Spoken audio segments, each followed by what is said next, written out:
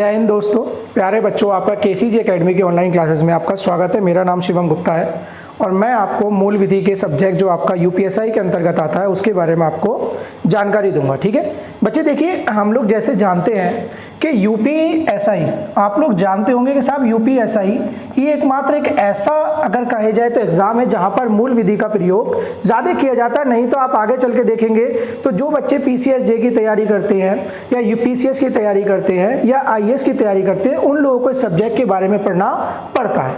देखिए अगर हम यूपीएसआई की बात करें तो यूपीएसआई का एक अपना सेक्शन होता है जहां पर यह कहा जाता है कि 24 मार्क्स के क्वेश्चन जीएस पोर्शन में कितने 24 सॉरी बच्चों कितने क्वेश्चन बच्चों 24 क्वेश्चंस जो हैं वो आपको टोटल मिलते हैं। किससे मिलते हैं बच्चों?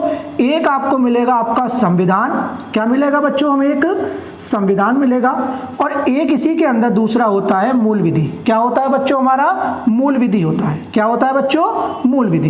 ये दो पोर्शन हमको देखने को मिलते हैं जो कि जीएस के पोर्शन में मिलते हैं हमें टोटल 24 क्वेश्चन। जैसा कि आप जानते हैं कि पिछले वर्ष जब पेपर हुआ था तो 2.5 मार्क्स का एक क्वेश्चन वहां पर गिना गया था। तो अगर मैं आपसे कहूं तो 24 क्वेश्चन जो है हमको यहां से देखने को मिलते हैं।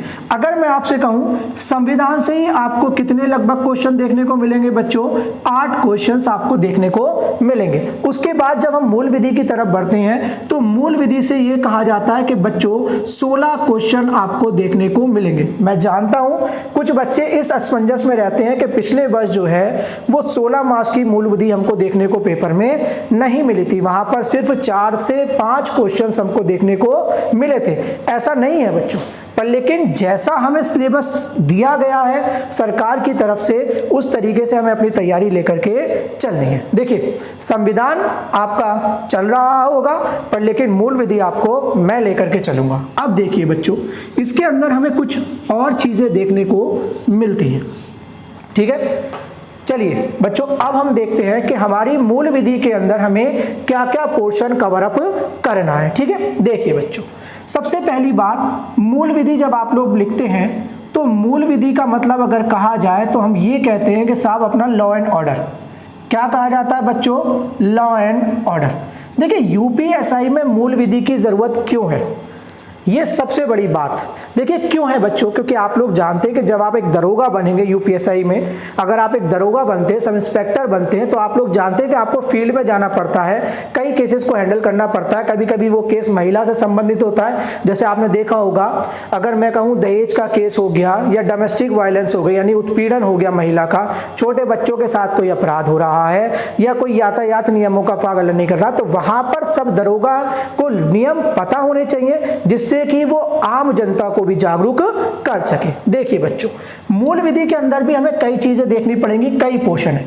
जैसे सबसे पहले मैं आपकी बात करता हूं साहब, मूल विधि के अंदर है आपको आईपीसी मिलेगा, जिसको हम लोग बच्चों क्या कहते हैं? Indian penal code.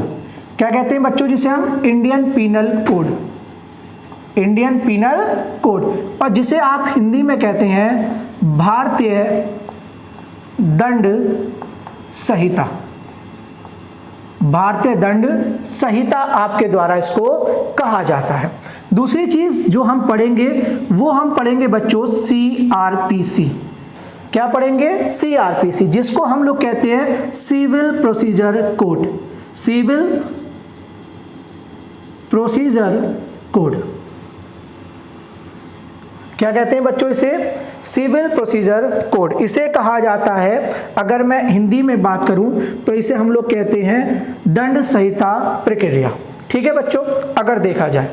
ठीक है, अब हम आगे बढ़ते हैं। तो जब हम आगे बढ़ेंगे बच्चों तो तीसरे नंबर पर जो हमें पोर्शन कवर अप करना पड़ता है वो आते हैं बच्चों हमारे एक्ट्स, जिसे आप लोग कहते हैं बच्चों अधिनियम। मैं आपका यही पोर्शन आगे लेकर के चलूंगा जिसके अंदर हम अधिनियम के बारे में आपको जानकारी ग्रहण करवाएंगे। ठीक है, देख लीजिएगा 3 पोर्शन है जो हमें पूरे अपने लॉ में यानी मूल विधि के अंदर कवर अप करने हैं। एक आईपीसी हो गया, एक आपका सीआरपीसी हो गया और एक आपके एक्ट्स हो गए जिसको हम लोग कहते हैं अधिनियम। ठीक है, चलिए बच्चों अब जब हम बात करते हैं बच्चों एक्ट्स की बात करते हैं या हम बात करते हैं बच्चों अधिनियम की। किसकी बात करते हैं बच्चों? अधिनियम की। तो इसमें क्या होता है बच्चों? देखिए तो अधिनियम जो हमें पढ़ने को मिलेंगे यहाँ पर और जो हमें पढ़ने हैं वो ये है कि महिला और बच्चों से संबंधित अधिनियम, महिला और बच्चों से संबंधित अधिनियम। ठीक है बच्चों, जैसे आपने देखा होगा दहेज उत्पीड़न का मामला होता है तो वहाँ पर डाउरी एक्ट लगता है, दहेज उत्पीड़न एक्ट अगर कहा जाए तो बच्चों से कई बार क्या होता है, चाइल्ड लेबर एक्ट के बारे में पढ़ा होगा, जहाँ पे बच्चों से ये कहा जाता है कि जो 18 वर्ष से कम उम्र के बच्चे हैं उनसे आप क्या नहीं करवा सकते, काम नहीं करवा सकते। अगर मैं अगली बात करूं तो अगली बात है यातायात नियमों के द्वारा, यातायात नियमों से संबंधित आपका अधिनियम। अगर मैं तीसरी बात करूं, अगर हम आगे बढ़े तो मानव अधिकार से संबंधित अधिनियम। अगर मैं आपसे कहूं तो हम लोग बात कर सकते हैं बच्चों राष्ट्रीय सुरक्षा से संबंधित अधिनियम। अगर हम बात करें तो बच्चों हम भ्रष्टाचार से संबंधित अधिनियम के बारे में बात करेंगे। ठीक है, अगर हम आपसे बात करें तो आप लोग जिसे कहते हैं ना साइबर सुरक्षा समझ गए बच्चों। जैसे आजकल आपने ये सुना होगा कि किसी व्यक्ति ने अपने अकाउंट से पैसे ट्रांसफर करे और कुछ टाइम बाद आपने देखा होगा कि उसके पास मैसेज आता है कि जितने पैसे उसने निकाले उससे कहीं ज्यादा पैसे उसके अकाउंट से ट्रांसफर हो गए हैं। तो जब ऐसे कुछ झोलमोल होते हैं या ऐसी कोई गड़बड़ की जाती है, ऐसा कोई अपराध होता है, या आपने देखा भी होगा कि आप लोग एटीएम का यूज करते हैं, जब आप एटीएम मशीन में अपना कार्ड निकालते हैं और उसे बाहर निकाल लेते हैं उसके बाद भी आपके पैसे कट जाते हैं। तो ऐसे जितने भी फ्रॉड होते हैं वो सब हम इस अधिनियम के अंदर पढ़ते हैं। ठीक है, तो ये कुछ अगर मैं आपसे कहूं तो अगर इसमें हम और आगे बढ़े बच्चों, अगर मैं आपसे बात करूं तो इसमें हम और आगे बढ़ सकते हैं। तो यहां पर हम जोड़ेंगे पर्यावरण को। किसको जोड़ेंगे बच्चों? पर्यावरण को जोड़ेंगे, पर्यावरण से संबंधित। उसके बाद अगर मैं बच्चों आपसे आगे बढ़ूं तो हम SC/ST एक्ट के बारे में पढ़ेंगे, जो कि अनुसूचित जाति और अनुसूचित जाति वाले जो जनजाति के जो लोग हैं उनके साथ होने वाले जो भी अत्याचार है या कुछ भी अपराध है उससे संबंधित इसके अंदर हमें पढ़ाया गया। तो ऐसे बच्चों कई सारे एक्ट हैं, कई सारे अधिनियम है जो हमें पढ़ने हैं। ठीक है, तो एक बार आप इसका स्क्रीनशॉट ले लीजिए और मैं आपसे कहूंगा कि आप KCG एकेडमी के चैनल को लाइक करें, सब्सक्राइब करें और इस वीडियो को जितना हो सके बच्चों आगे शेयर करें। देखो बच्चों, जितना आप शेयर करेंगे, जितना आप लाइक करेंगे, जितना आप सब्सक्राइब करेंगे, उतना ही यहाँ पर खड़े होने वाले टीचर के मनोबल में प्रगति होती है, हमें और अच्छा करने का मौका आपके लिए मिलेगा। ठीक है बच्चों, आज हम सबसे पहले जिस अधिनियम के बारे में बात करने जा रहे हैं वो है मानव अधिकार संरक्षण अधिनियम। क्या है बच्चों? हमारा मानव अधिकार संरक्षण अधिनियम। मानव अधिकार संरक्षण अधिनियम। ठीक है, इसके आगे बच्चों आपको 1993 भी लिखा हुआ दिखेगा, आपको 2006 भी लिखा हुआ दिखेगा और हो सकता है कि आपको 2019 भी देखने को मिल जाए। ठीक है, हम इसे कहते हैं protection of human right act. क्या कहा जाएगा बच्चों इसे? Protection of human right act 1993। ठीक है बच्चों, अब आप सोच रहे होंगे कि हम इस बारे में क्यों बात कर रहे हैं। देखिए, हम मानव अधिकार संरक्षण अधिनियम के बारे में इसलिए बात कर रहे हैं कि जैसे आप लोग जानते हैं कि कई इलाके ऐसे, कई एरिया ऐसे जहां पर मानव अधिकारों का हनन हो रहा है। सबसे पहले हम समझेंगे मानव अधिकार होता क्या है। देखिए बच्चों, अगर हम थोड़ा सा इधर आए और मैं अगर इधर लिखूं कि मानव अधिकार, तो आप लोग जानते हैं बच्चों मानव अधिकार का मतलब है वह अधिकार जो हमें मनुष्य होने के नाते प्राप्त होते हैं, जो हमारे जन्म से हमें मनुष्य होने के नाते हमें प्राप्त करवाए जाते हैं। समझ में आ गया बच्चों? क्लियर है? उसको कहते हैं मानव अधिकार। जैसे आप मूल अधिकार की बात जानते होंगे, तो मूल अधिकार वो अधिकार है जो हमारा संविधान हमें देता है। बट ये जो मानव अधिकार है बच्चों, ये हमें दिए जाते हैं हमारे मनुष्य होने के नाते, और ये सभी देश में, जो पूरा विश्व है, सभी देशों में एक समान होते हैं। वहां पर ऐसा नहीं है कि अगर आपकी राष्ट्रीयता अलग है या आपकी जाति अलग है या आपके साथ रंग अलग है या आपका कहा जाए लिंग अलग है, तो ऐसे भेदभाव नहीं किए जाते, जबकि ये सभी लोगों को प्राप्त किए जाते हैं जो इस धरती पर मनुष्य कहलाता है। यहाँ पर ना तो राष्ट्रीयता के आधार पर भेद होता है, ना रंग के आधार पर भेद होता है, ना जाति के आधार पर भेद होता है, ना किसी भी आधार पर आपके साथ यहाँ पर भेदभाव नहीं होगा। यहाँ पर सभी लोगों को समान अधिकार प्राप्त होंगे, चाहे वो व्यक्ति भारत में रहता हो, चाहे वो व्यक्ति पाकिस्तान में रहता हो, चाहे वो व्यक्ति ऑस्ट्रेलिया में रहता हो, चाहे वो व्यक्ति अमेरिका में रहता हो। ठीक है, इन मानव अधिकारों को देने का जो सुझाव सुझाया था वो सुझाया गया था बच्चों संयुक्त राष्ट्र के द्वारा। किसके द्वारा बच्चों? संयुक्त राष्ट्र के द्वारा। किसके द्वारा? संयुक्त राष्ट्र के द्वारा 1948 में। कब बच्चों? 1948 में। यहीं से मानव अधिकार के लिए एक नींव को रखा गया था, जहां पर पेरिस में, कहां पर बच्चों? पेरिस में एक डिक्लेरेशन किया गया था जिसे हम कहते हैं मानव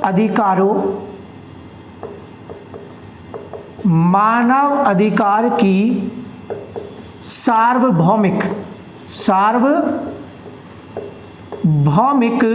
घोषणा। बच्चों ये पेरिस में की गई थी, और ये कब की गई थी बच्चों? 1948 में, जिसे आप लोग इंग्लिश में जानते हैं universal declaration of human right. यहीं से बच्चों मानव अधिकार की नींव रखी गई, जहां पर हमको बताया गया कि हम मानवों को क्या क्या अधिकार प्राप्त होंगे। ठीक है, अब आपके दिमाग में क्वेश्चन की उपज होगी, मैं जानता हूं कि जब हमें मानव अधिकार के बारे में 1948 में बता दिया गया तो भारत में इतना लेट कैसे हो गए कि साहब 1993 में हमें ये लाना पड़ा protection of human right act. बच्चों इसके पीछे भी एक रीजन है, मैं आपको बताऊं। जैसी ही ये पेरिस में घोषणा की गई थी, ऐसी ही एक घोषणा की गई बच्चों 1993 में। 1993 में दोबारा से एक मीटिंग हुई, कहां पर? पेरिस में। दोबारा से कहां पर मीटिंग हुई बच्चों? पेरिस में। और उसमें कहा गया, कहां पर बच्चों? 1983 में पेरिस में मीटिंग की गई। मीटिंग का मतलब वही एक घोषणा, और यहां पर यह कहा गया कि साहब हर देश को अपने यहाँ एक ऐसी संस्था की स्थापना करनी होगी जो विश्व स्तर पर या फिर अपने राष्ट्रीय स्तर पर मानवों के अधिकार की क्या करता हो? बचाव करता हो, उनका हनन होने से बचाता हो। तो 1993 की मीटिंग में यह कहा गया कि हर देश में एक मानव अधिकार हनन को रोकने के लिए संस्था की स्थापना की जाएगी। क्योंकि 1948 में यह नहीं कहा गया कि हर देश को अपने यहाँ किसी संस्था की स्थापित करना पड़ेगा या संस्था की स्थापना करनी पड़ेगी, ऐसा कुछ नहीं कहा गया। जब ज्यादा हनन बढ़ गया मानव के अधिकारों का, तब जाकर यहाँ पर यह कहा गया कि साहब कि हर देश में एक मानव अधिकार हनन को रोकने के लिए संस्था की स्थापना की जाएगी। समझ में आ गया? देखो बच्चों, अगर मैं आपको सीधे बताऊं, आपने एक चीज देखी होगी कि पहला विश्व युद्ध या दूसरा विश्व युद्ध हुआ तो देशों के बीच में था, हुआ नेताओं के चक्कर में था, हुआ किसी के भी चक्कर में गया हो, पर जाने किसकी गई? आम आदमी की। क्या कोई व्यक्ति अपनी इच्छा से मरना चाहता है जहां उसकी गलती ना हो? बताइए आप। तो ऐसे ही अधिकारों के हनन को रोकने के लिए संयुक्त राष्ट्र के द्वारा मानव अधिकार की सार्वभौमिक घोषणा करी गई, जिसमें यह कहा गया कि ऐसे ऐसे कुछ राइट्स, कुछ अधिकार मानव को दिए जाएंगे जो पूरे विश्व स्तर पर लागू होंगे, कोई भी देश उनमें बदलाव नहीं कर पाएगा। इसी को 1993 में जब यह घोषणा की गई कि एक मानव अधिकार हनन को रोकने के लिए एक संस्थान की या संस्था की स्थापना की जाएगी, तो भारत के द्वारा protection of human right act 1993 लाया गया। अब हम इसके बारे में बात करेंगे। देखिए बच्चों, इसके बारे में अगर मैं आपसे बात करूं तो क्वेश्चन कैसे बन सकता है। सबसे पहली बात कि यह लागू कब हुआ। अगर मैं आपसे बात करूं, लागू हुआ था 28 सितंबर 1993। 28 सितंबर 1993 को क्या हुआ बच्चों, ये लागू हुआ। और जब ये शुरुआत में लागू हुआ था तो भारत के सभी राज्यों में लागू था, जम्मू कश्मीर को छोड़ करके, क्योंकि आप लोग जानते हैं कि 1993 में जम्मू कश्मीर का अपना संविधान अलग था, तो वो भारत कह सकता था कि आप इन अधिकारों के लिए साहब बात कीजिए, पर ये उनके ऊपर था कि वो उसको लागू करेंगे या नहीं। तो 28 सितंबर 1993 को लागू हुआ। एक क्वेश्चन और बहुत इंपॉर्टेंट बनता है, हम लोग जानते हैं कि पहले लोकसभा फिर राज्यसभा, उसके बाद राष्ट्रपति के बाद साइन होने जाता है कोई भी अधिनियम, उसके बाद वो लागू होता है बट बच्चों यहां पर उल्टा हुआ। यहां पर 28 सितंबर 1993 में लागू कर दिया गया, बट राष्ट्रपति के जो साइन किए गए, किसके बच्चों, राष्ट्रपति के हस्ताक्षर जो थे इस पे, राष्ट्रपति के जो हस्ताक्षर है बच्चों वो किए गए 8 जनवरी 1994 को। अब आप कहोगे सर बिना राष्ट्रपति के हस्ताक्षर के ये कैसे पास हो गया, तो मैं आपको बताऊंगा ये अध्यादेश के रूप में क्या हुआ था, पारित किया गया था, और अध्यादेश के लिए राष्ट्रपति के हस्ताक्षर का होना अनिवार्य नहीं होता है। समझ में आ गया, ठीक है। तो सबसे पहला क्वेश्चन ये बनेगा कि लागू कब हुआ, और दूसरा क्वेश्चन जो बन सकता है वो ये बन सकता है कि राष्ट्रपति ने हस्ताक्षर कब किए, ठीक है। तीसरा क्वेश्चन जो बच्चे इसके अंदर बनेगा वो ये बन सकता है कि इसके अंदर कितने अध्याय हैं। तो हम अध्याय की बात करें, अध्याय का मतलब होता है बच्चे चैप्टर, और चैप्टर का मतलब होता है भाग। तो अध्याय की बात अगर हम की जाए तो यहां पर इसके अंदर कितने अध्याय हैं, 8 अध्याय। और अगर मैं बच्चों आपसे धारा की बात करूं, किसकी बात करूं, धाराएं की, तो धाराएं कितनी हैं बच्चों इसके अंदर, टोटल 43। ये हमें याद रखना है। सबसे इंपॉर्टेंट क्वेश्चन जो इसके अंदर है बच्चों वो 3 है, ये कि कब लागू हुआ, राष्ट्रपति के हस्ताक्षर कब किए गए, कितने अध्याय और कितनी धाराएं हैं, और 1993 में जब ये लागू हुआ तो जम्मू कश्मीर को छोड़कर संपूर्ण भारत में लागू हुआ था। ये बेसिक है बच्चों जो हम पढ़ते हैं ह्यूमन राइट यानी protection of human right act 1993 में, ठीक है बच्चों।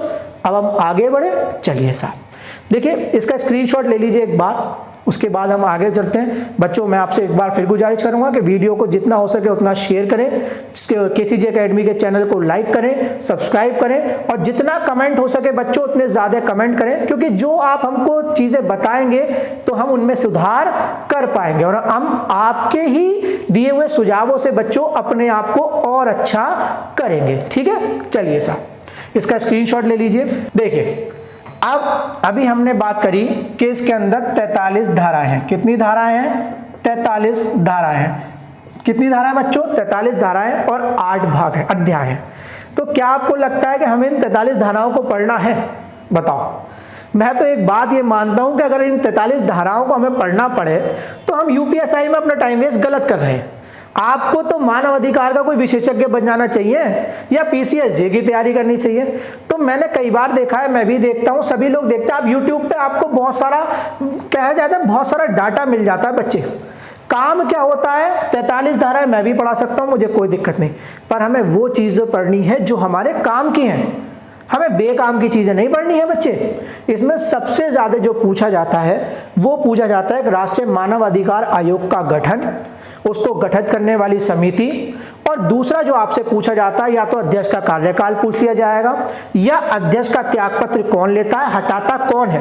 और ऐसे ही जैसे केंद्र सरकार के द्वारा यानी हम कहें राष्ट्रीय स्तर पर एक मानव अधिकार आयोग का गठन होता है, ऐसे ही राज्य स्तर पर भी मानव अधिकार आयोग का गठन होता है। तो उसका अध्यक्ष कौन होता है और उसको गठित करने वाली समिति कौन होती है, इस बारे में हमको पढ़ना पड़ेगा। हमको 43 धाराएं पढ़नी ही नहीं है। क्यों पढ़े हम 43 धाराएं, बताओ आप मुझे। हमें पेपर यूपीएसआई का देना है या पीसीएसजे का देना है। आप पढ़ना चाहो तो पढ़ सकते हो 43 बच्चे, मुझे कोई दिक्कत नहीं, पूरी की पूरी छाप देंगे साहब तो वो फायदा नहीं। जो हमारे काम की चीज है उसे ग्रहण कीजिए। समझ में आ गया नहीं आ गया। चलिए साहब हम अब आगे बढ़ते हैं। देखिए जो हमें पढ़ना है, जैसे मैं अगर आपसे बात करूं तो थोड़ी सी शुरुआत एक करूंगा कि धारा 1, धारा 1 में ये बताया गया इसका नाम क्या होगा, ठीक है, ये कहाँ इसका विस्तार क्या होगा, इसका संक्षिप्त रूप क्या होगा, ठीक है। धारा 2 में जो हमें बताया गया वो धारा 2 में हमें ये बताया गया बच्चों कि इसकी परिभाषाएं का मतलब है कि जैसे हम अभी आगे बात करेंगे कि राष्ट्रीय मानव अधिकार आयोग, तो उसमें आयोग का मतलब क्या है, यहाँ पर मानव का मतलब क्या होगा, यहाँ पर अधिकार का मतलब क्या होगा, यहाँ पे राष्ट्रीय, अगर मैं आपसे कहूँ पिछड़ा वर्ग आयोग का मतलब क्या होगा, अनुसूचित जनजाति आयोग का मतलब क्या होगा, तो सब कुछ इसमें परिभाषित किया गया है। बट हमें जो शुरुआत करनी है, हमें शुरुआत करनी है धारा 3 से, जहाँ पे राष्ट्रीय मानव अधिकार आयोग के गठन के बारे में हमसे बात की जाती है। ठीक है, चलिए साहब अब हम आगे बढ़ेंगे। सिर्फ हम इंपॉर्टेंट टॉपिक्स को कवर करते हैं बच्चों, पढ़ना है, पर जिस चीज़ की आप तैयारी कर रहे हैं, मान लीजिए आप यूपीएससी की तैयारी कर रहे हैं, तो जो वहाँ पर ज़रूरी है सिर्फ उसे ही हमें पढ़ना चाहिए। देखिए साहब, सबसे पहले जब हम बात करते हैं साहब, हम बात करते हैं धारा 3 की।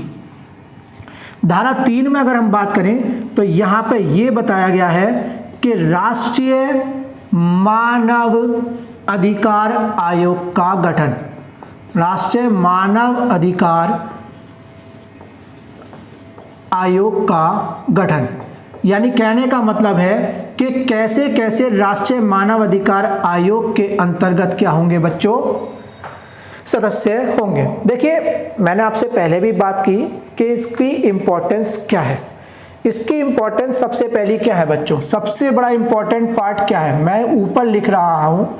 सबसे बड़ा इंपॉर्टेंट इसलिए बढ़ जाती है इसकी इंपॉर्टेंस, अगर मैं कहूँ कि इसकी प्राथमिकता क्यों हो जाती है, क्योंकि 2019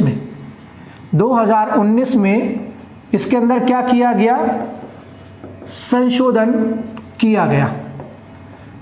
किया गया जुलाई 2019 में। कब बच्चों, इसमें 2019 जुलाई में संशोधन किया गया और नए संशोधन के साथ इसे दोबारा से लागू किया गया। और एक बात और, 2019 में जो संशोधन किया गया उसमें यह भी कहा गया कि सबसे मुख्य जो था वो ये था कि जम्मू एंड कश्मीर, JNK का मतलब है बच्चों जम्मू एंड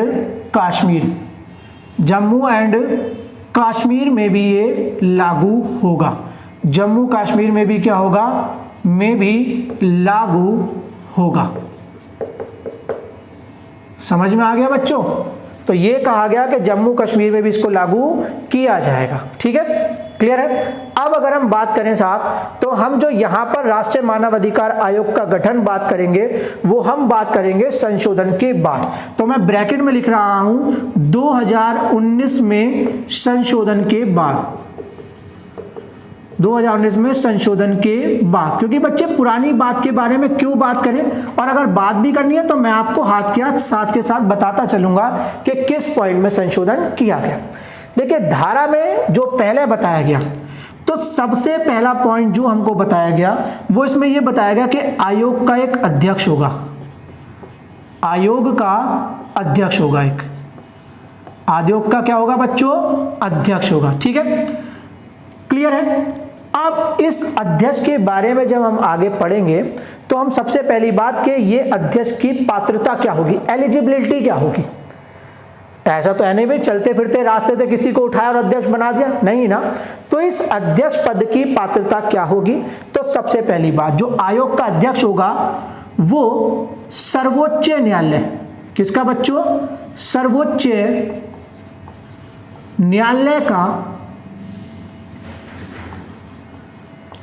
न्यायालय का मुख्य न्यायाधीश होगा, मुख्य न्यायाधीश होगा। ये बच्चों ये जो था ये था साहब हमारा 2006 तक, 2019 तक भी ऐसा ही था। बट जब हम आगे बात करें तो इसमें जो संशोधन किया गया, देखो बच्चों जहां भी कोई संशोधन किया गया ना तो मैं उसको इस स्टार के रूप में क्या करता जाऊंगा, बताता जाऊंगा। ठीक है, तो इस स्टार का मतलब यहां पर हम क्या समझेंगे, क्या कि जो संशोधन किया गया। तो जो पहले होता था बच्चों 1993 में कि सर्वोच्च न्यायालय का सिर्फ मुख्य न्यायाधीश होगा इसका अध्यक्ष, और ब्रैकेट में हम लिखेंगे बच्चों जो रिटायर्ड हो गया हो, क्या हो गया हो, रिटायर्ड रहा हो, रिटायर्ड CJI यानी चीफ जस्टिस ऑफ इंडिया, जो क्या रहा हो, रिटायर्ड रहा हो। एक काम कीजिए CJI को हटा देते क्योंकि आपके मन में कंफ्यूजन हो जाएगा। रिटायर्ड जज जो होगा मुख्य न्यायाधीश वो इसका अध्यक्ष हो सकता है। बट अब जो संशोधन के बाद कहा गया, तो संशोधन के बाद तो यही कहा गया कि सर्वोच्च न्यायालय का मुख्य न्यायाधीश तो हो ही सकता है, बट जो नई चीज जोड़ी गई वो ये जोड़ी गई कि सर्वोच्च न्यायालय का न्यायाधीश भी इसका अध्यक्ष हो सकता है 2019 में संशोधन के बाद। क्योंकि पहले जब क्वेश्चन आता था बच्चों तो ये कहा जाता था कि आयोग का अध्यक्ष, मानव अधिकार आयोग का अध्यक्ष किसको बनाया जा सकता है, तो वहां पर होता था मुख्य न्यायाधीश, रिटायर्ड मुख्य न्यायाधीश, ठीक है, या फिर आपसे कह देंगे उच्च न्यायालय का मुख्य न्यायाधीश, या आपसे कह देंगे साहब के फाइनेंस मिनिस्टर, या आपसे कह देंगे साहब लॉ मिनिस्टर, यानी आपका कानून मंत्री। बट ऐसा नहीं होता, यहां पर सिर्फ जो पहले अध्यक्ष चुना जाता था वो चुना जाता था सर्वोच्च न्यायालय का मुख्य न्यायाधीश, जो क्या हो गया हो, रिटायर्ड हो गया हो, यानी अपनी सेवा समाप्त कर चुका हो। ठीक है, अब अगर मैं कहूं कि 2019 में जो संशोधन किया गया उसमें यह कहा गया कि सर्वोच्च न्यायालय का न्यायाधीश भी, जो सिंपल न्यायाधीश होता है, जैसे हम लोग जानते हैं कि आज के टाइम में 34 संख्या कही गई है सर्वोच्च न्यायालय में, जो न्यायाधीशों की संख्या है वो 3 और बढ़ा दी गई। पहले 31 हुआ करते थे, अब कितनी कर दी गई, 34, जिसमें कि 3 महिलाओं को स्थान दिया जाना अनिवार्य है। ठीक है, तो यही चीज हम ध्यान रखेंगे। तो अब सर्वोच्च न्यायालय का कोई भी न्यायाधीश, बट वो भी क्या हो बच्चों, रिटायर्ड हो, वो भी क्या हो, रिटायर्ड, अब वो भी इसका अध्यक्ष बन सकता है। ठीक है, तो पहला हो गया अध्यक्ष। अब अगर हम सदस्यों की बात करें, किसकी बात करें बच्चों, सदस्यों की बात करें, तो ये तो अध्यक्ष हो गया हमारा सर्वोपरि। ठीक है, अब अगर मैं सदस्य की बात करूं, तो जब हम सदस्य की बात हम करते हैं बच्चों, तो जब हम सदस्य की बात करते हैं तो सदस्य में एक तो हमारा ये हो गया अध्यक्ष जो है। अब जब हम सदस्य में आते हैं तो पहला जो हमारा नाम आता है वो आता है, एक और इसमें सदस्य होगा जो सर्वोच्च न्यायालय का क्या रह चुका हो, जज रह चुका हो, सर्वोच्च न्यायालय का न्यायाधीश। ठीक है, दूसरा उच्च न्यायालय का मुख्य न्यायाधीश, उच्च न्यायालय का मुख्य न्यायाधीश। ठीक है बच्चों, क्लियर है। तीसरा जो नंबर आता है वहां पर 3 सदस्यों को जोड़ा जाएगा, 3 मानव अधिकार, 3 मानव अधिकार विशेषज्ञ। ठीक है बच्चों, जिसमें अगर मैं आपसे कहूं महिला का, एक महिला का, सॉरी बच्चों, किसका, एक महिला अनिवार्य,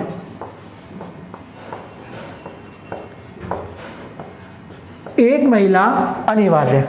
और इसके आगे बच्चों में स्टार लगाऊंगा, क्या लगाऊंगा, स्टार, क्योंकि मैंने आपसे पहले ही कहा कि जो नए संशोधन किए गए उसके आगे स्टार लगाया जाएगा। तो इसमें संशोधन क्या है, जो 2000 पुराना था वहां पर सिर्फ 2 मानव अधिकार विशेषज्ञों को स्थान दिया जाता था, और यहां पर बच्चों कोई भी ये नहीं था कि अनिवार्यता थी कि महिला का होना अनिवार्य। पर अब जो नया संशोधन किया गया है वो ये किया गया है कि 3 मानव अधिकार विशेषज्ञ होंगे जिसमें कि एक महिला का होना अनिवार्य है। समझ में आया बच्चों। तो हम यहां पर देखें 1 2 5 और एक कितने हो गए 6।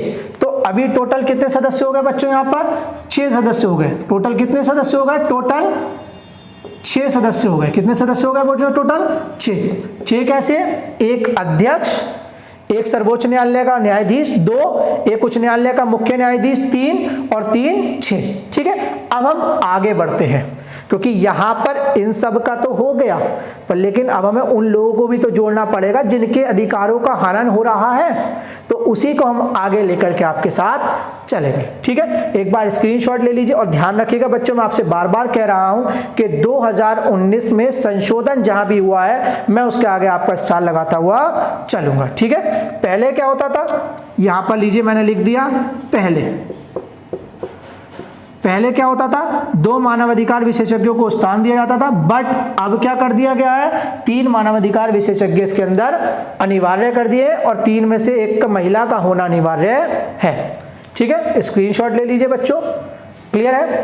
देखिए लेक्चर थोड़ा बड़ा होगा, अब आप खुद ही सोचिए, मान लीजिए अगर मैं 43 धारा पढ़ाऊंगा तो लेक्चर कितना बड़ा हो जाएगा।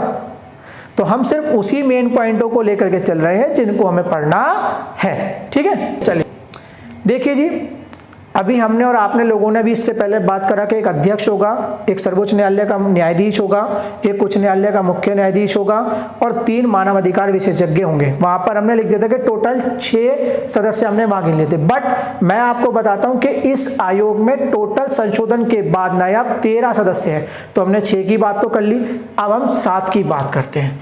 देखिए 7 जो अगले सदस्य होंगे वो सब किसी ना किसी आयोग के अध्यक्ष होंगे, ठीक है। तो अब अगर हम सदस्यों की और बात करें, किसकी बात करें, राष्ट्रीय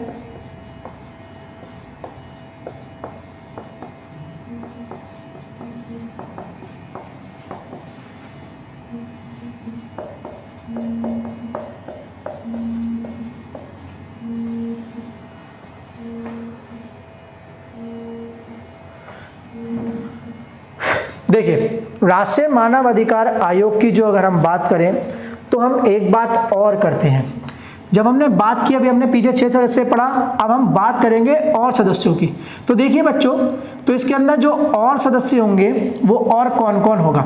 देखिए सबसे पहले क्या होगा, आपका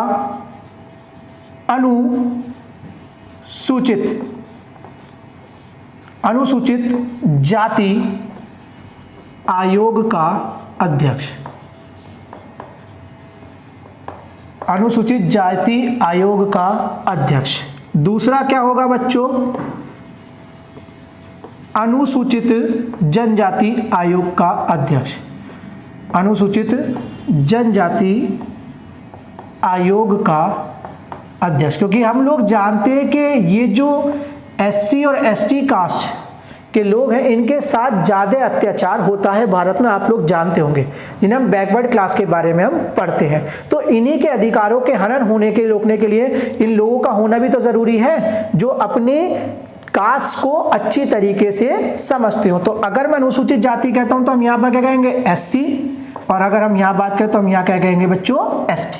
ठीक है, क्लियर है बात। तीसरी जो अब हम बात करते हैं तो वो तीसरी हम बात करते हैं बच्चों इसमें अल्पसंख्यक आयोग का अध्यक्ष, अल्पसंख्यक आयोग का अध्यक्ष, जिसको हम लोग कहते हैं बच्चों माइनॉरिटी। क्या कहा जाता है, माइनॉरिटी। ठीक है। चौथा जो है बच्चों, चौथा है हमारा महिला आयोग की अध्यक्ष, महिला आयोग की अध्यक्ष। ठीक है, क्लियर है। तो बच्चों ये 1993 के हिसाब से ही हमारे पास 4 होते थे। क्लियर हो गई बात। पर लेकिन 2019 के संशोधन के बाद अगर मैं आपसे कहूं कि नए संशोधन के बाद, किसमें, नए संशोधन के बाद इसमें कुछ और चीजें जोड़ी गई और लोगों को जोड़ा गया। जैसे मैं अगर आपसे बात करूं तो राष्ट्रीय पिछड़ा वर्ग आयोग के अध्यक्ष, राष्ट्रीय पिछड़ा वर्ग आयोग का अध्यक्ष। ठीक है। अगर मैं छठे की बात करूं तो इसमें एक और जोड़ा गया, बाल संरक्षण आयोग का अध्यक्ष। ठीक है। और अगर मैं आपसे 7वें मेंबर की बात करूं तो वो कहलाता है दिव्यांग आयोग का मुख्य आयुक्त। ठीक है। तो अब देखिए जो नई चीज संशोधन की गई, मैंने आपसे पहले ही कहा था कि मैं उनके आगे क्या लगाता चलूंगा बच्चों, स्टार लगाता चलूंगा। तो जहां पर भी स्टार लग रहा है यानी नया संशोधन है। अब क्वेश्चन आपके लिए क्या बनेगा, ये इंपॉर्टेंट है। इसमें से आपसे पूछ लेगा, बताइए इनमें से किसको मानवाधिकार आयोग का, राष्ट्रीय मानवाधिकार आयोग का सदस्य नहीं माना जाता। तो 3 ये दे देगा और एक और दे देगा, क्योंकि हमने पुराना पढ़ा है तो वहां पर आपको कंफ्यूजन होगी। तो उसी कंफ्यूजन को दूर करने के लिए मैंने आपसे बताया कि एक तो अनुसूचित जाति आयोग का अध्यक्ष होगा, एक अनुसूचित जनजाति आयोग का अध्यक्ष होगा, एक अल्पसंख्यक आयोग का अध्यक्ष होगा, एक महिला आयोग के अध्यक्ष होंगी और एक राष्ट्रीय पिछड़ा वर्ग आयोग का अध्यक्ष होगा, एक बाल संरक्षण आयोग का अध्यक्ष होगा और एक दिव्यांग आयोग का मुख्य आयुक्त होगा। यहाँ पर आप आयोग कहें या आप ये कह सकते हैं कि दिव्यांग लोगों से जुड़े हुए मामलों का जो मुख्य आयुक्त नियुक्त किया जाता है उसको इसका मेंबर बनाया जाएगा। तो अब अगर हम बात करें तो यहां पर हम लिख सकते हैं राष्ट्रीय मानव अधिकार आयोग में कुल सदस्य, आयोग में कुल सदस्य, तो कुल सदस्य की बात अगर मैं करूं तो एक हो गया हमारा क्या बच्चों, अध्यक्ष हो गया, एक हमारा क्या हो गया, छोड़िए इसको। देखिए राष्ट्रीय मानव अधिकार आयोग में अगर मैं कुल सदस्यों की बात करूं तो इनकी संख्या हो जाती है बेटा 13 सदस्य। कितने सदस्य बच्चों टोटल? 13 सदस्य। 13 कुल सदस्य राष्ट्रीय मानव अधिकार आयोग में हमें बताए जाते हैं, जिनमें कि एक होगा अध्यक्ष, एक होगा क्या सर्वोच्च न्यायालय का न्यायाधीश, एक होगा उच्च न्यायालय का मुख्य न्यायाधीश। ये सब बच्चे रिटायर्ड होंगे। क्या होंगे? सब रिटायर्ड। उसके बाद 3 मानव अधिकार आयोग के विशेषज्ञ, जिसमें कि एक महिला का होना अनिवार्य है। उसके बाद अनुसूचित जाति आयोग का अध्यक्ष, अनुसूचित जनजाति आयोग का अध्यक्ष, अल्पसंख्यक आयोग का अध्यक्ष, महिला आयोग का अध्यक्ष, राष्ट्रीय पिछड़ा वर्ग आयोग का अध्यक्ष, बाल संरक्षण आयोग का अध्यक्ष और दिव्यांग आयोग का मुख्य आयुक्त। अब देखिए इसमें जो नए जोड़े गए, राष्ट्रीय पिछड़ा वर्ग आयोग, बाल संरक्षण आयोग और दिव्यांग आयोग। और एक और मेंबर कहां पर जोड़ा गया था बच्चों? मानव अधिकार विशेषज्ञों में एक और मेंबर को जोड़ा गया, जहां पर कहा गया कि एक महिला का होना अनिवार्य है। तो बच्चों ये है हमारा राष्ट्रीय मानव अधिकार आयोग का गठन। ठीक है, इसका स्क्रीनशॉट ले लीजिए। फिर हम आगे चलेंगे कि इस आयोग के सदस्यों को, मतलब कहने का मतलब कि इस आयोग के अध्यक्ष को कौन नॉमिनेट करता है, ठीक है, और उसके लिए जो समिति बनाई जाती है उसको कौन उसकी अध्यक्षता करता है। ठीक है, एक बात और अगर हम आपसे बात करें, कई बार पूछा जाता है कि मानव अधिकार आयोग को कब स्थापित किया गया था।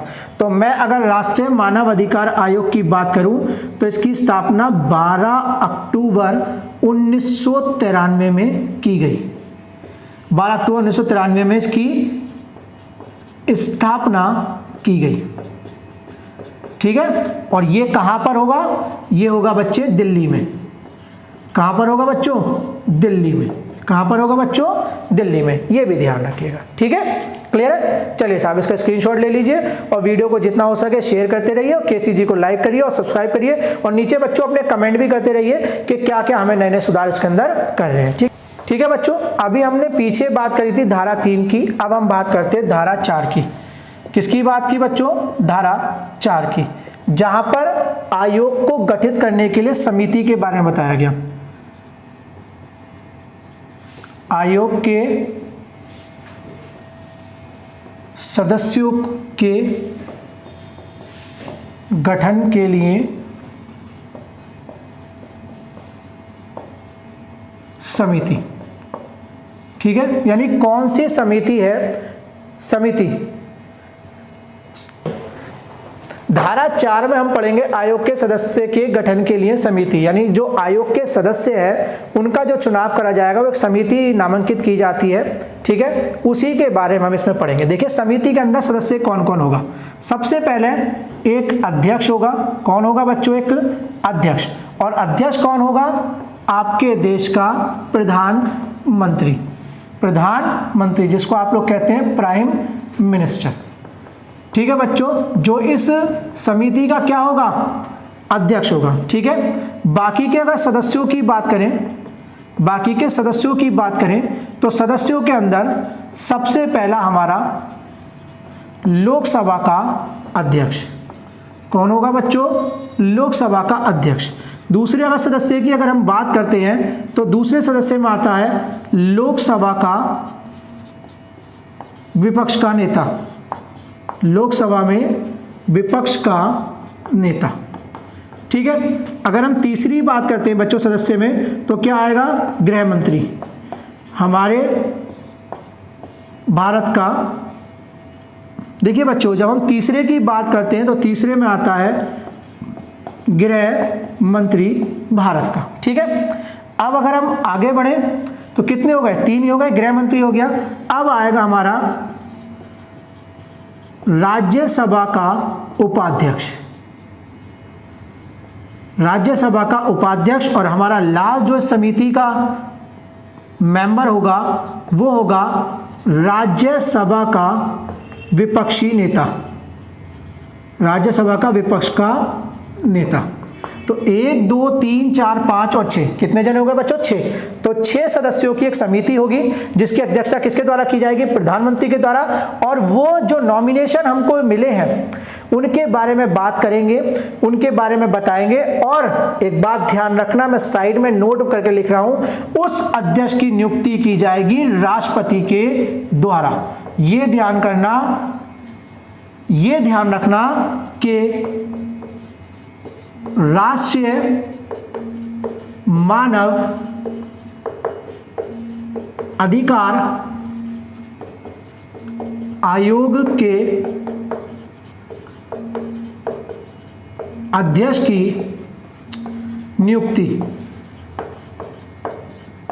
किसके द्वारा की जाएगी, राष्ट्रपति के द्वारा। ये क्वेश्चन भी पूछा जा चुका है, इसीलिए मैं आपसे कह रहा हूं कि ये बहुत इंपॉर्टेंट पॉइंट है आपके लिए, most important point, most important, कि जो आयोग का अध्यक्ष होता है, राष्ट्रीय मानवाधिकार आयोग का अध्यक्ष, उसकी नियुक्ति कौन करता है बच्चों, राष्ट्रपति के द्वारा उसकी नियुक्ति की जाती है। पर नॉमिनेशन कौन करता है, प्रधानमंत्री, लोकसभा का अध्यक्ष, लोकसभा में विपक्ष का नेता, गृह मंत्री, राज्यसभा का उपाध्यक्ष और राज्यसभा का विपक्ष का नेता। ये समिति जो है उसको नॉमिनेट करेगी, बट नियुक्ति कौन देगा, राष्ट्रपति के द्वारा। ये बताई गई हमारे धारा 4 में। ठीक, अब हम बात करेंगे धारा 5 की। किसकी बात करेंगे बच्चों इसमें, धारा 5 में। धारा 5 में ये कहा गया कि आयोग के अध्यक्ष को, राष्ट्रीय आयोग के अध्यक्ष को हटाना या उसका त्यागपत्र लेना। ये किसके द्वारा किया जाएगा, राष्ट्रीय आयोग के अध्यक्ष को हटाना और त्याग जो है बच्चों ये लिया जाएगा किसके द्वारा, राष्ट्रपति के द्वारा। किसके द्वारा, राष्ट्रपति के द्वारा। यानी राष्ट्रपति के अधिकार में होगा कि वो आयोग के अध्यक्ष को हटा भी सकता है, और जो आयोग का अध्यक्ष है वो अपना त्यागपत्र किसको सौंपेगा, राष्ट्रपति को सौंपेगा। देखिए, हटाने का मतलब क्या है, मान लीजिए कोई राष्ट्रीय मानवाधिकार आयोग का अध्यक्ष है, वो हो सकता है कभी भाई मेंटली अनस्टेबल हो जाए, या हो सकता है कि किसी एक्सीडेंट में उसके अंदर दिव्यांगता आ जाए जिससे कि वो अपने कार्य को क्या नहीं कर पा रहा है, सही तरीके से नहीं कर पा रहा है, या उसमें कुशलता नहीं दिखा पा रहा है। तो राष्ट्रपति के अधिकार में होगा कि वो उसको हटा भी सकता है या वो उससे उसका त्यागपत्र ले सकता है। ठीक है, अब धारा 6 की बात करेंगे बच्चों। धारा 6 में, धारा 6 की जब हम बात करते हैं तो धारा 6 में आता है कार्यकाल, कि अध्यक्ष का कार्यकाल क्या होगा, अध्यक्ष का कार्यकाल क्या होगा। तो अगर हम बात करें तो अध्यक्ष के कार्यकाल की बात करें तो या तो उसकी उम्र, अगर हम अध्यक्ष के कार्यकाल की बात करें तो या तो उसकी उम्र 70 वर्ष हो जाए, ठीक है, या 5 साल का, अगर हम अध्यक्ष के कार्यकाल की बात करें तो उम्र 70 वर्ष हो जाए या 3 साल का कार्यकाल, 3 साल का कार्यकाल। अब देखो बच्चों, मैंने आपसे पहले ही कहा था कि जो पॉइंट संशोधन किया गया है उसके आगे मैं क्या लगा दूंगा, एक स्टार। तो ये भी संशोधन किया गया है। अगर हम पहले बात करें तो पहले ये कार्यकाल 3 साल नहीं होता था, पहले क्या होता था, पहले यही कार्यकाल कितना होता था, 5 साल का कार्यकाल। ठीक है, बट अब क्या हो गया है 2019 के बाद इस कार्यकाल को कितना कर दिया, 3 साल का कार्यकाल। तो बच्चे ये 5, 6 धारा, 3, 4, 5 और 6 धारा जो थी वो हमने पढ़ी राष्ट्रीय मानव अधिकार आयोग के बारे में। ठीक है, ये आज हम इतनी ही क्लास रखेंगे बच्चों, क्योंकि मैं चाहता हूं कि क्लास छोटी रहे, क्योंकि कई बार क्या होता है बच्चा बड़ी वीडियो को देख नहीं पाता, समझे आप, उसका मन नहीं लगता है। तो इसीलिए आज हम सिर्फ पढ़ेंगे राष्ट्रीय मानव अधिकार आयोग का गठन। ठीक है, अब जो हम नेक्स्ट क्लास में जो नेक्स्ट पार्ट आएगा इस वीडियो का वो आएगा सेकंड पार्ट, जिसमें सिर्फ हम बात करेंगे राज्य मानव अधिकार आयोग की, और बात करेंगे कि वर्ल्ड लेवल पर जो UNHRC है, United nation human right council जो है, उसके बारे में थोड़ी सी वार्तालाप करेंगे। आई होप आप लोगों को ये सब समझ में आया हो, और आप लोग नीचे कमेंट बॉक्स में हमें बता सकते हैं कि हम और क्या क्या सुधार कर सकते हैं। ठीक है, आज के लिए इतना ही रखेंगे। आप लोगों का बहुत बहुत धन्यवाद जो कि आप लोगों ने इस वीडियो को देखा। मैं चाहता हूं कि आप इस वीडियो को लाइक करें, केसीजी के चैनल को सब्सक्राइब करें, और हम लोगों को और मौका दें कि हम और अच्छा करके आप लोगों की तैयारी को आगे बढ़ा सके। समझ में आ गया बच्चों? ठीक है, तो आपने अभी तक जो हम लोगों को प्यार दिया है उसके लिए आपके बहुत बहुत आभारी रहेंगे, और हम जल्द से जल्द कोशिश कर रहे हैं कि और आपको नई से नए टीचरों से रूबरू कराया जाए और नए से नए सब्जेक्ट की आपको तैयारी के लिए बच्चों आगे बढ़ाया जाए। जय हिंद।